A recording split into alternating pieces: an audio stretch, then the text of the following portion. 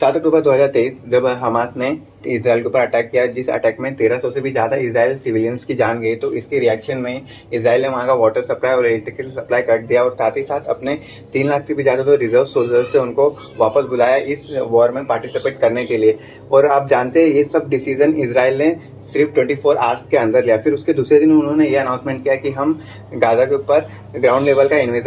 Attack के 24 घंटे के अंदर ही इजरायली एयरक्राफ्ट ने गाजा के अंदर बॉम्बिंग करना चालू कर दिया और उन्होंने 100 प्लस से भी ज़्यादा ठिकानों को हिट भी किया। सारे मेजर डिसीजन इसराइल ने विदिन 24 आवर्स के अंदर लिया। तो आप इससे ये अंदाजा लगा सकते हैं कि इसराइल का मैनेजमेंट कितना स्ट्रांग है।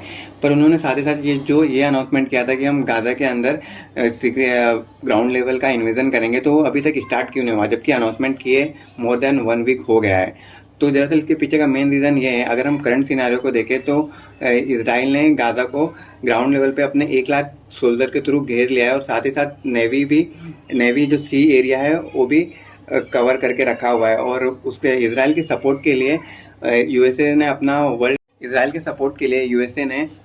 वर्ल्ड लार्जेस्ट एयरक्राफ्ट इसराइल के सी एरिया पे पोस्ट कर दिया है। तो दरअसल ये एयरक्राफ्ट गाजा पे अटैक करने के लिए नहीं है, दरअसल ये दिखाने के लिए कि अगर किसी ने भी गाजा को सपोर्ट करने के लिए इसराइल के ऊपर अटैक किया तो उसे यूएस नेवी और यूएस आर्मी का भी सामना करना। क्वेश्चन ये आता है कि इतने सारे प्लस पॉइंट होते हुए भी इसराइल गाजा के ऊपर ग्राउंड लेवल का इन्वेजन क्यों नहीं कर रहा। तो दरअसल इसके पीछे का मेन रीज़न ये है कि ग्राउंड लेवल के इन्वेजन की बात करने के बाद ईरान ने इमीडिएटली ये अनाउंसमेंट किया कि अगर इसराइल ने गाजा के ऊपर इन्वेजन किया तो हम इसराइल के ऊपर अटैक कर देंगे और साथ ही साथ हमास का भी उसका फुल सपोर्ट रहेगा। तो अगर ऐसा हुआ तो इसराइल को एक फुल स्केल वॉर में जाना पड़ेगा। और आपको अच्छे से पता है कि अगर कोई भी कंट्री फुल स्केल वॉर में जाती है तो लगभग 20 से 30 साल पीछे चले जाती है।